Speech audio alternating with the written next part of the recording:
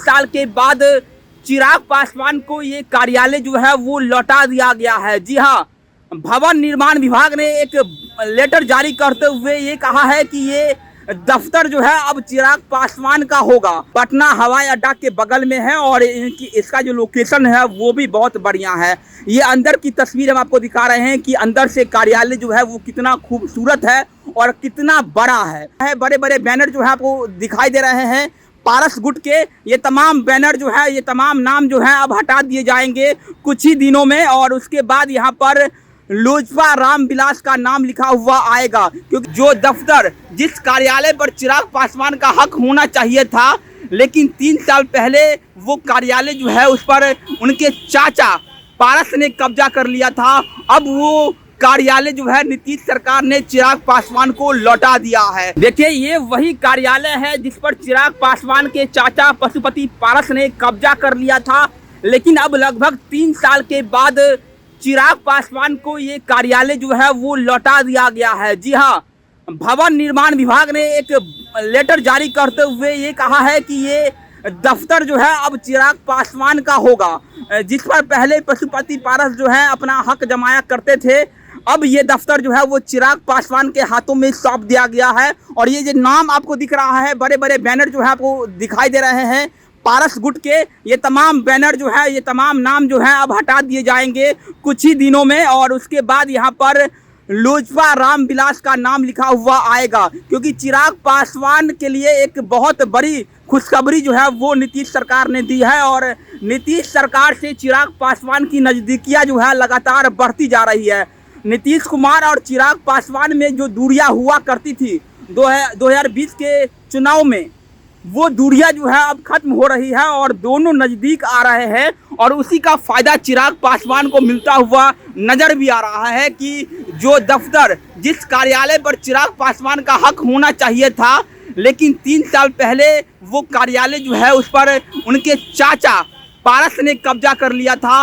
अब वो कार्यालय जो है नीतीश सरकार ने चिराग पासवान को लौटा दिया है। देखिए, समय का पहिया जो है वो घूमता जरूर है और समय का पहिया एक बार फिर से घूमा है चिराग पासवान के लिए। क्योंकि जो चिराग पासवान एक समय में अलग थलग पड़ गए थे, उनसे उनकी पार्टी जो है वो छीन गई थी, पार्टी में टूट हो गई थी, सांसद जो है वो चले गए थे, बंगला छीन लिया गया था दिल्ली वाला।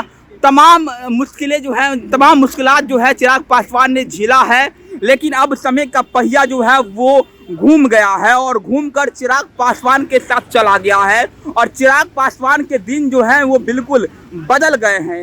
एक समय में जब चिराग पासवान अलग थलग पड़े हुए थे तो उनके साथ कोई नहीं था, लेकिन देखिए अब समय में काफ़ी बदलाव हुआ है और चिराग पासवान आज एक मजबूत नेता उभर कर सामने आए हैं। देखिए, सबसे पहले तो लोकसभा के चुनाव में उन्होंने 100% रिजल्ट दिया है।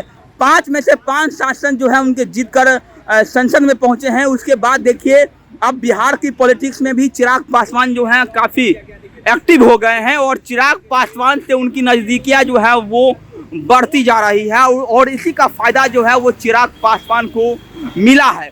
ये दफ्तर, ये कार्यालय जो आप देख रहे हैं, जिस पर अभी पारस के और उनके तमाम नेताओं के फोटो जो हैं वो लगे हुए हैं, ये तमाम बैनर पोस्टर जो हैं वो हट जाएंगे और यहाँ पर आपको चिराग पासवान की तस्वीरें जो है वो दिखाई देगी। देखिए, ये कार्यालय जो है वो काफ़ी बड़ा कार्यालय है, पटना हवाई अड्डा के बगल में है और इसका जो लोकेशन है वो भी बहुत बढ़िया है।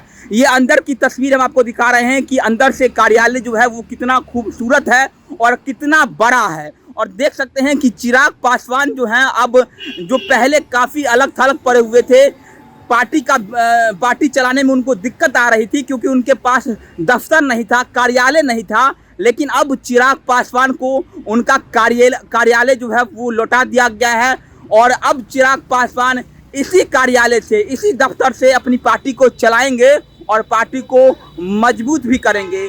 पारस को एक बहुत बड़ा झटका लगा है और एक झटका नहीं, कई झटके पारस को लगते जा रहे हैं। देखना होगा कि पशुपति पारस का आगे का भविष्य क्या है, पशुपति पारस का आगे का रोड मैप क्या है, क्या करेंगे वो और किस ओर करवट बदलेंगे या फिर एनडीए के नाव पर ही सवार रहेंगे, ये भी देखने वाली बात होगी। आप बने रहिए जनता जंक्शन के साथ। मेरा नाम वरुण झा है। बहुत बहुत धन्यवाद।